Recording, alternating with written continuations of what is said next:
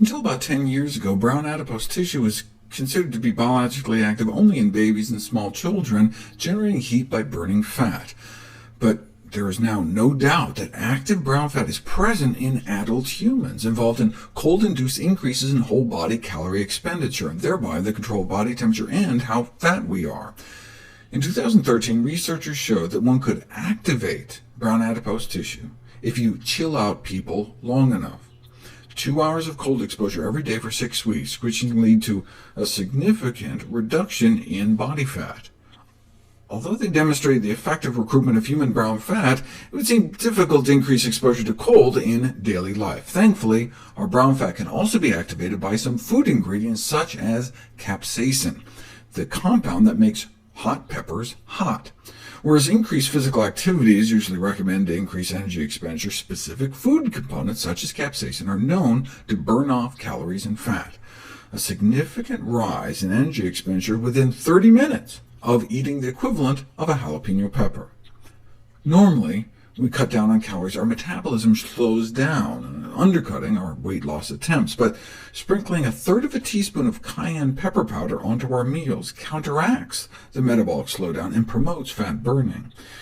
They wanted to try giving them more to try to match some of the studies done in Asia, but they were working with Caucasians, and there's a difference in maximum tolerable dose of red chili pepper between Asians and Caucasians. Take some Japanese women, you can boost the fat burned after a high-fat meal too, adding over a tablespoon of red pepper powder.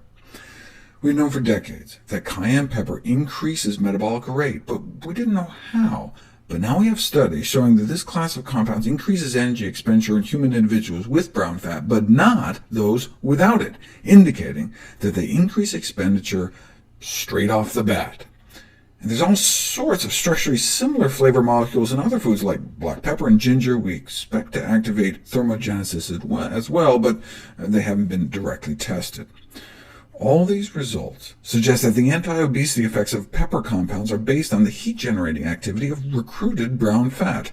Thus, repeated ingestion can mimic the chronic effects of cold exposure without having to freeze ourselves.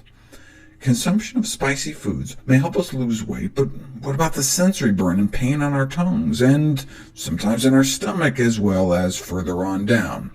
So are our only two options for boosting brown fat to freeze our legs or burn our butts?